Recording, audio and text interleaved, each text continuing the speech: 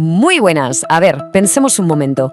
¿Y si os dijera que uno de los himnos más patrióticos de la historia del rock es, en realidad, una de las críticas más feroces que se han hecho a su propio país?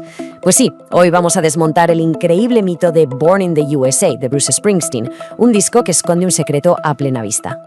Pero bueno, antes de meternos en faena, un agradecimiento enorme al blog La Playlist del Yello. De verdad, su investigación ha sido la chispa para todo esto, hacen un trabajo alucinante. Y ahora sí, vamos al lío, que hay tela que cortar. Bueno, pues para que veamos por dónde van los tiros, empezamos fuerte. Esta es una estrofa de la canción que da nombre al disco. Chocante, ¿verdad? Sobre todo si lo único que tenemos en la cabeza es ese estribillo épico para levantar el puño. Pues bien, aquí, justo aquí, empieza todo el misterio. Vale, para entender cómo se lió tanto la cosa, primero tenemos que ser conscientes de la escala del éxito de este disco, porque es que no fue un disco famoso y ya está, fue un auténtico fenómeno cultural, algo colosal. A ver, agarraos. 30 millones. 30 millones de copias vendidas en todo el mundo. Una auténtica salvajada. Y no es solo eso, es que sacó 7 singles que se colaron en el top 10. 7. Ojo, que eso es empatar con el mismísimo Thriller de Michael Jackson. Casi nada. Y por si la cosa no estaba clara, fue número 1 en más de 10 países. Vamos, que en 1984 este disco estaba en todas partes, literalmente. Y claro, luego está la portada, esa imagen icónica. Los vaqueros, la gorra en el bolsillo, la bandera, se nos quedó grabada a todos y fue como el sello final que confirmó esa idea de que era una declaración de patriotismo puro y duro. Vale, y aquí es donde empieza lo bueno. La clave para entender todo este lío es que el disco es bipolar.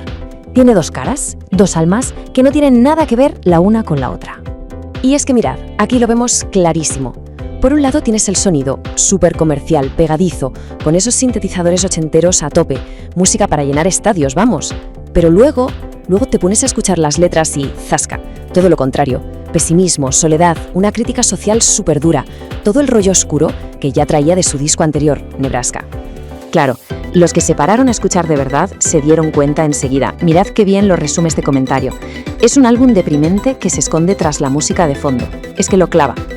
Y este viaje, esta transformación, se ve perfectamente aquí. Todo empieza como una idea súper oscura, con canciones que ni siquiera entraron en Nebraska, y de repente llega el productor y le dice: «Oye, Bruce, necesitamos un hit», y ¡boom! El resultado es este gigante del rock súper pulido y comercial. El empujón final fue, de hecho, la petición de un temazo como Dancing in the Dark.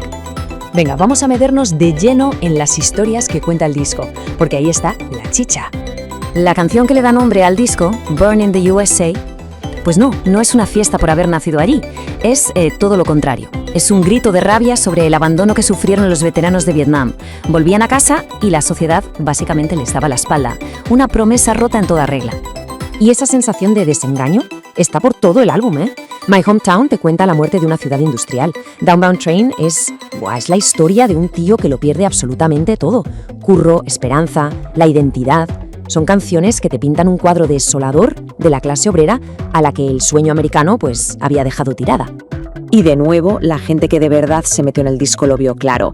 Fijaos en este comentario sobre Downbound Train. Es que estas canciones son el verdadero corazón del álbum. Un corazón roto, por cierto. Vale, la pregunta del millón es, si el mensaje era tan evidente, ¿cómo narices pudo todo el mundo entenderlo justo al revés? Pues la culpa la tuvo la política. Aquí está el momentazo. En plena campaña de reelección, el equipo de Ronald Reagan pilla la canción y la convierte en la banda sonora del optimismo y el orgullo de América. Justo lo contrario de lo que Bruce quería decir. A Springsteen, claro, le sentó fatal. Se pilló un cabreo monumental. Y es que la ironía era para llorar. El mismo gobierno que, según él, estaba creando los problemas que denunciaba en sus canciones, usaba su música para darse palmaditas en la espalda. El malentendido llegó a unos niveles que son de risa. Hubo hasta un mito que decía que en la portada estaba meando en la bandera. Tal cual. Y cuando le preguntaron, el boss, con toda su genialidad, soltó: «Es que la imagen de mi culo quedaba mejor que la de mi cara». Un crack. Y bueno, han pasado 40 años. Y la pregunta es, ¿por qué seguimos hablando de este disco? ¿Por qué sigue importando tanto? Pues porque, tristemente, los temas de los que habla siguen de plena actualidad. La desigualdad, esa sensación de que el sistema te ha fallado, la desilusión. ¿Suena de algo? Son problemas que no solo no han desaparecido, sino que en muchos casos se han agravado.